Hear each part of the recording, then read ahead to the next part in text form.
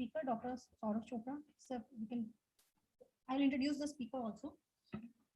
Saurav, Dr. Saurav is a very eminent faculty and he has done a specialized training in epilepsy, pediatric epilepsy in Australia. He has done his fellowship at the initial at Mumbai and then he went for his epilepsy training. He's a senior consultant pediatric neurologist at Max Hospital, Patparganj and Vaishali. He's involved in academic teaching as an assistant professor in a medical college, that is Bharat Medical College at Meerut, and he has wide experience in leading hospitals in Delhi. He is an invited faculty at various national and state conferences, and he's a BPNA certified pediatric epilepsy trainer, and he has special competence in pediatric epilepsy and a special interest also in pediatric epilepsy surgery. So we welcome Dr. Saurav for the next session.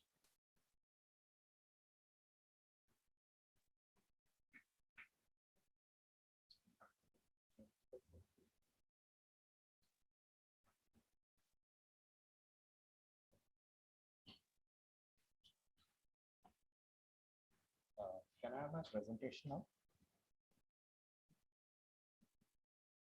So, hello everyone. Thank you, Dr. Rajni, for inviting me. And I worked in this hospital, so it's actually always nice to come here and meet old friends. So, I was asked to speak on the EEG features of self-limited epilepsies in children, but was also asked to introduce certain other concepts along with it. So I'll start my talk with introducing the concept of localization. I think Dr. Goswami has already touched upon it a bit, but I'll introduce it a little further and then we can go to the EEG features of self-limited epilepsies in children.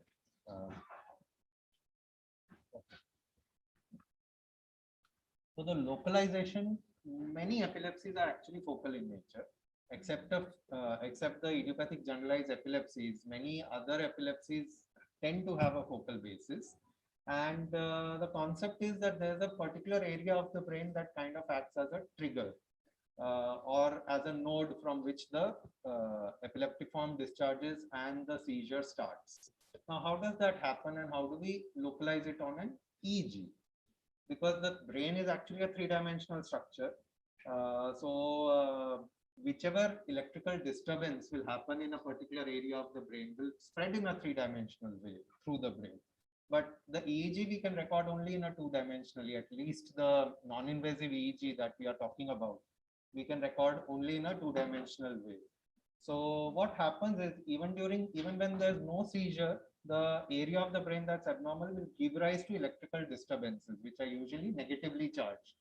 And they will spread through the brain. So there will be concentric areas which are most negative, lesser negative this way. When we look at it from a two-dimensional perspective, what happens is, this is what we see on the surface of the scalp, right? There are concentric areas, the red lines denote negativity, whereas the blue lines denote positivity. So there are concentric areas of the brain. The smallest circle denotes the highest negative polarity. And as you go away from the smallest circles, the negative polarity becomes less and less, and then gradually becoming positive as you go further away. So when you actually end up recording an EEG, when you apply electrodes to the scalp and you end up recording, what happens is, as Dr. Goswami had touched upon, so the electrode 1 is more positive as compared to electrode 2. So anything that is positive will go down in the EEG, and so the recording that you see is a downgoing waveform or a downgoing sharp wave. When you go from 2 to 3, again what happens is 2 as compared to 3 is more positive because it is less negative.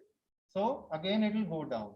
But when you go from 3 to 4, 3 is nearest to the most negative area, and so when you go from 3 to 4, what will happen is the waveform will actually start going up because 3 is more negative as compared to 4, and so forth and so on. And what you see on the EEG recording is what I've encircled is the phase reversal. So when you see a phase reversal in a bipolar montage, when you use 2 electrodes to record, you get a phase reversal, and that is how you end up localizing the focus on the scalp recording. But this is actually the EEG recording. So when you see an EEG recording, it may not be that simple to localize things. One can see that there's something going on here, something going on here, but we cannot clearly see what is going on. So what is required is, if you see at the sensitivity, it is 10. So you have to reduce the sensitivity so that it becomes visually possible to actually see what is going on. So you can now clearly see the phase reversal and localize things. But this is something that will not always be there. So if it is the last electrode in the chain, it will be an end of chain phenomena. You will not end up seeing a phase reversal, in which you will have to change the montage. So I have demonstrated the montage here. It's a double banana montage. So you'll have to change the montage because it's the end of chain. It will not really pick up the phase reversal. So there you either change the montage from a double banana to something like a circular or a transverse montage, so that you cross that particular electrode in the chain and you will end up seeing the phase reversal, or you use what is known as monopolar or referential montages, where the highest negative polarity will kind of localize the focus. Now, after a very brief introduction of this particular concept, let's go further to the concept of epilepsy syndrome. So what is the concept of epilepsy syndrome? I think all the DM students are well aware of it, but for the benefit of others, we'll go through it. So this is a very simple case. So if I say that a 20-month-old presented with a first GTCS that lasted 2 minutes and recovered in 20 further minutes, with this information, what treatment plan can you make? I would find it very difficult to make any treatment plan based on this information because it is very vague, right? Single GTCS is so common. But if I add one more point here, and I say that it was associated with document fever of 102 degrees Celsius, everyone knows what this is, right? And I don't have to teach that to any person. So what we have made is a diagnosis of a seizure syndrome. Obviously, this is not epilepsy, this is a febrile seizure. But the moment you have the diagnosis of syndrome of any form, everything becomes the treatment planning, the prognosis, everything becomes quickly cleared in our mind. And that is what the benefit of making a diagnosis of an epilepsy syndrome as well is. The moment you have the diagnosis of an epilepsy syndrome, first of all, what is an epilepsy syndrome? So epilepsy syndrome basically is a electroclinical correlation, right? So you have clinical information, that is the age of onset, type of seizure, what is the development and the cognition level of the child, and the EEG features, and that will give you a diagnosis of an epilepsy syndrome. Only in very rare epilepsy syndromes do you need MRI finding.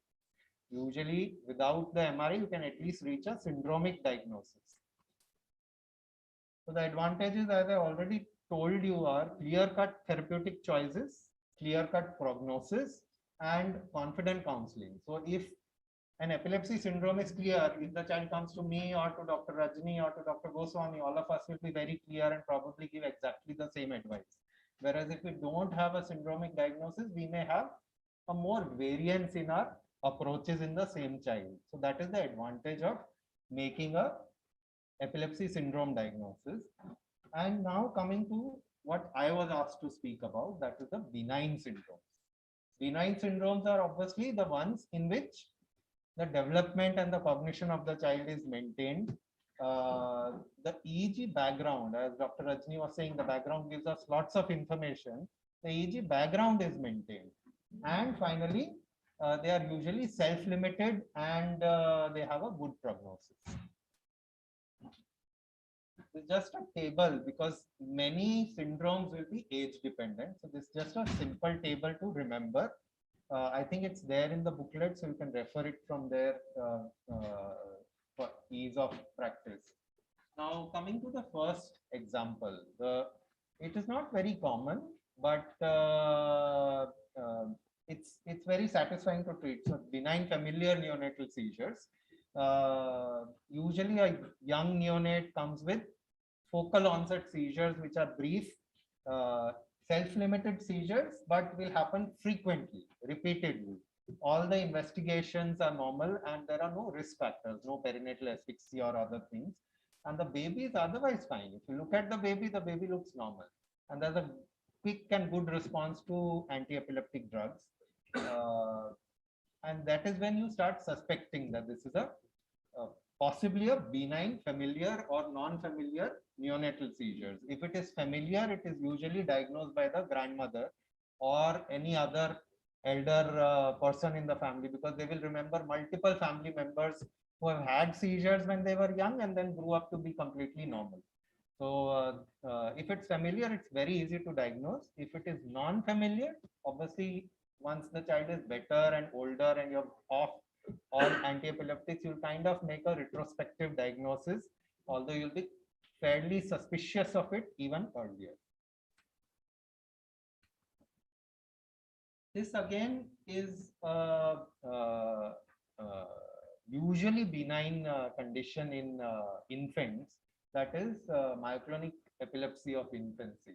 Myoclonic epilepsy of infancy again is not extremely common, but I'll just give you a flavor of it so that you have a reasonable understanding that there are many benign syndromes throughout the life, even in pediatric patients. So this was basically a 14-month-old who had presented with frequent jerks. The jerks initially were infrequent and parents ignored it, because small jerks, most of the times parents will not be very bothered about it. They'll just say, "Bachcha hai, kuch bhi kar raha hai." But when they become very frequent, that is the time parents become concerned about it. And that is when they came to me, when it was happening 4 or 5 times every day. When it is happening so frequently, it is easy to capture on a EEG. The child was otherwise normal, and the one routine sleep EEG which was done, which had already been done, was normal. And that is the problem with many benign syndromes, that many times it will be missed in, if you do just a sleep EEG in, say, a myoclonic epilepsy of infancy, it will get missed. If you do just an awake EEG in Rolandic epilepsy, it may be normal. So one has to fully understand the syndrome so that we can order the EEG accordingly. So here the background is fine. So it's an infant, so you don't see the 9 hertz alpha, you'll see a much slower normal sort of 4 or 5 hertz posterior rhythms, which are even better when the child closes the eyes. The sleep background shows good sleep spindles. And only rarely will you find some sharp discharges. That too, like in the whole recording, it will be probably one. Rarely you will find it. And can you play the video?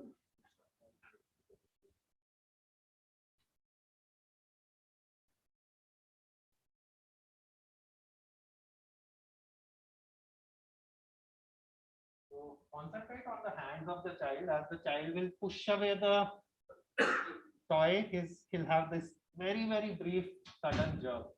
Right? It was a very brief jerk. I think all of you saw it. You can stop the video.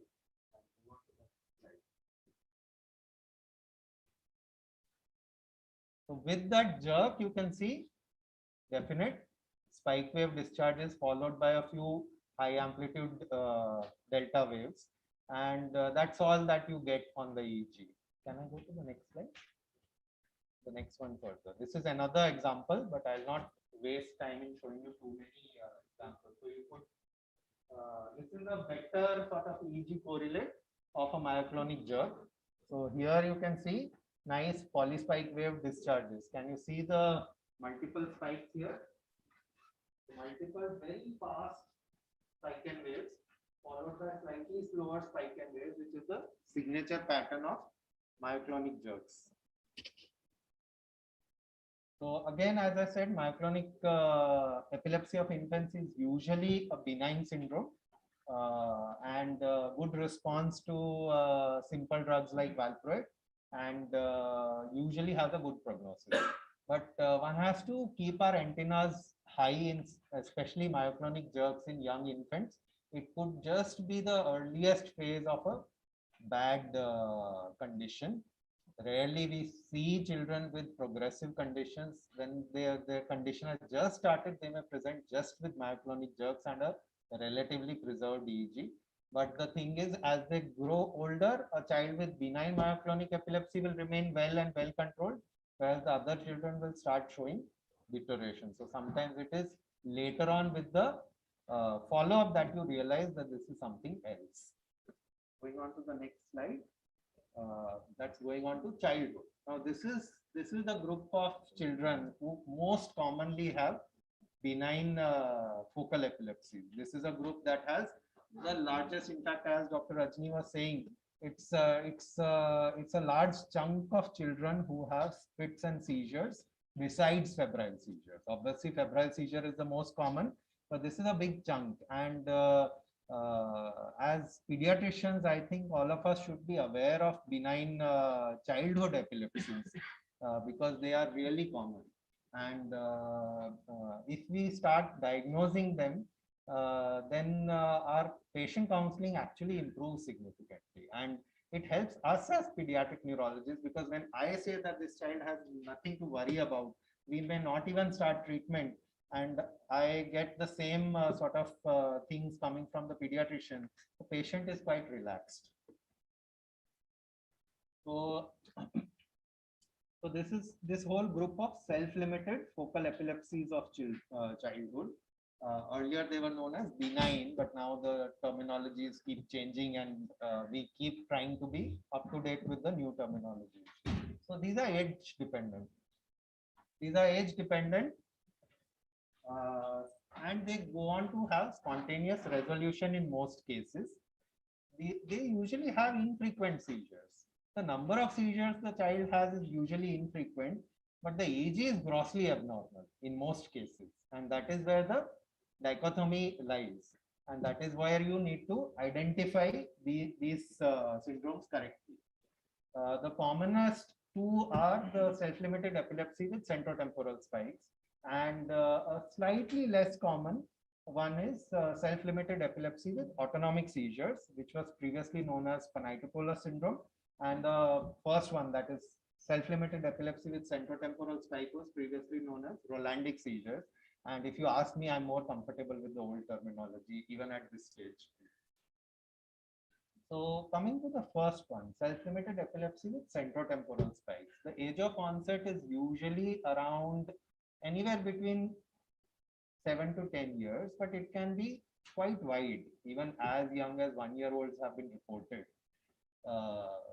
Seizure type is almost always sleep onset seizure. So if a child who's otherwise looking normal and having a normal development comes to you with seizures that always start from sleep, usually in the beginning of sleep or the end of sleep, मतलब रात को सोने के 15-20 minute आधे घंटे में हो जाएगा या मॉर्निंग में उठने के टाइम से जस्ट पहले होगा. That is the commonest period when they'll have seizures.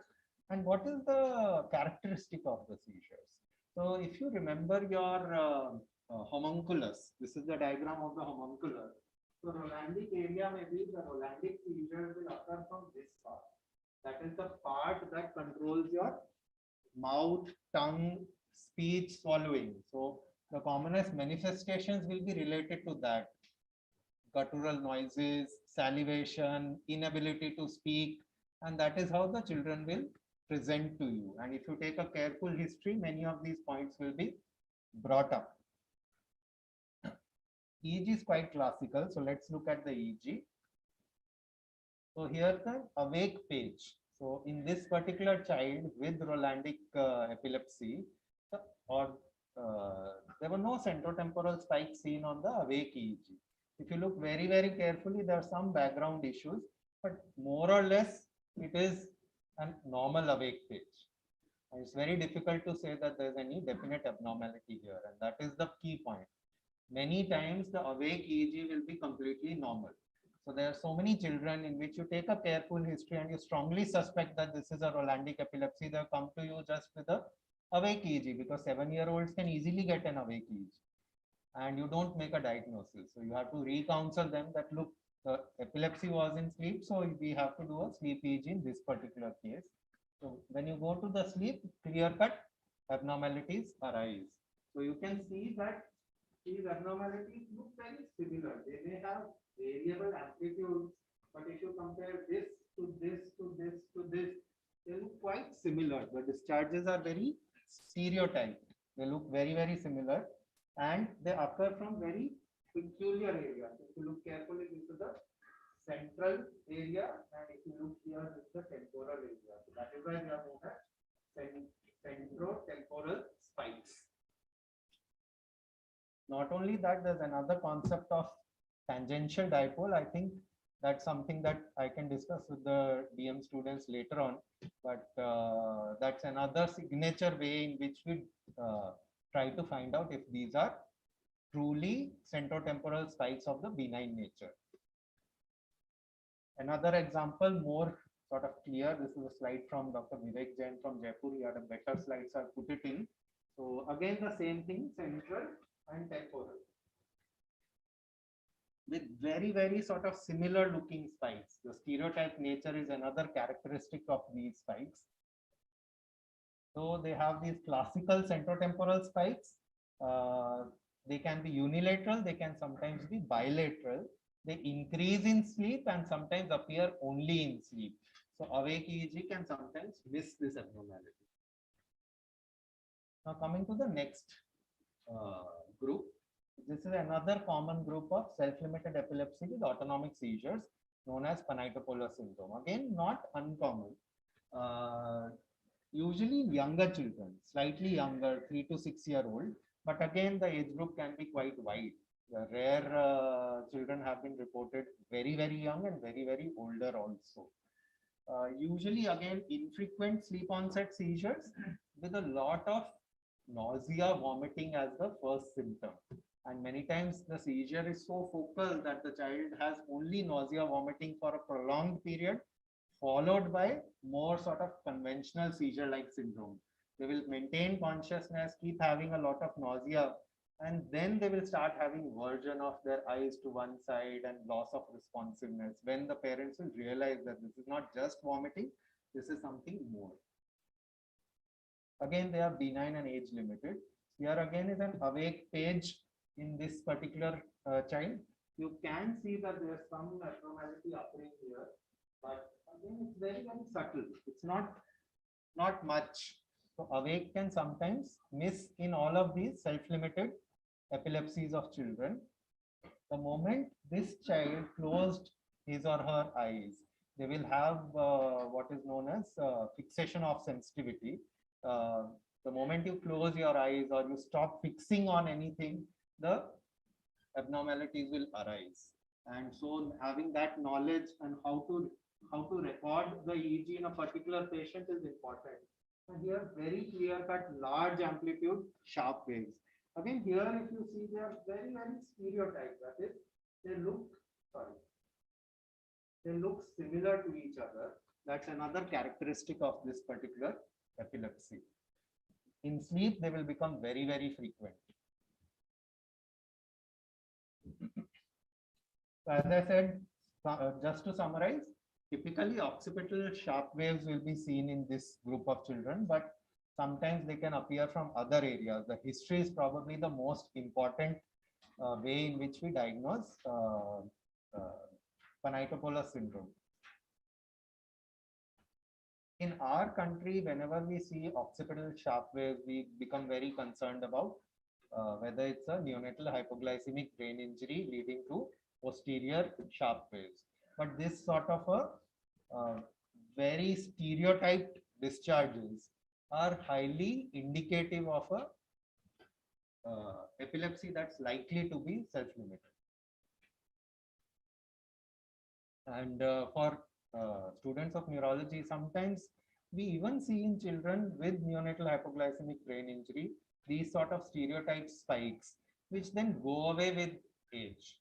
And that's a group of epilepsy where there's a lot of white matter injury. They are much more likely to have this age limited epilepsy, and it's well described that they are more likely to progress into CSWS and the more sort of bad forms of this epilepsy. But let's not get too confused in these details. So coming on to the last part of this presentation, how do we try to differentiate the benign self-limited epilepsies from the more sort of difficult to treat structural epilepsies. I think it's just the overall picture. In benign epilepsy, we see a lot of disproportionate abnormality compared to the problems the child is facing. Whereas in structural epilepsy, the amount of abnormality on the EEG tends to more or less correlate with the problems the child is facing clinically. In self-limited epilepsy, there's a lot of stereotype nature of discharges. They are usually sharp waves rather than spikes, and they are very, very stereotyped, becoming very, very much increased in sleep. And there's no background problems. The background is well maintained, whereas in, so this is the example, stereotype discharges, the background being maintained. Again, the background is quite good. When the discharges are not there, the background is more or less normal, and then the discharges appear. Whereas in structural epilepsy, what you will see is that there is a lot of, this is the same slide, not only the sharps, but there's a lot of background slowing coming up, even when the sharps are not there. And that is how you tend to differentiate the two. And there will be areas in the EEG where the slowing will continue. So you can see this area of lower waves as compared to anywhere else. So that indicates that there's a structural abnormality which needs to be found, especially in cases of focal cortical dysplasia. Seeing the structural abnormality is not that easy on the MRI, but seeing it on the EEG is sometimes easier.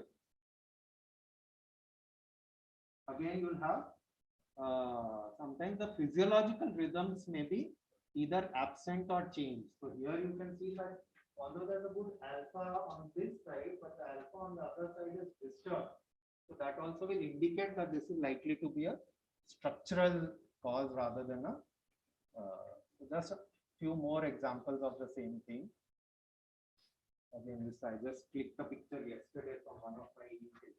So that's why sorry for the bad picture. So the classical sort of sharp, slow complexes that you see in structural epilepsies. So these can come in run. So all these features are sort of markers of structural epilepsy. I think I've already gone a bit too deep into the EEGs and started boring people. So I would like to end my talk here. Thank you.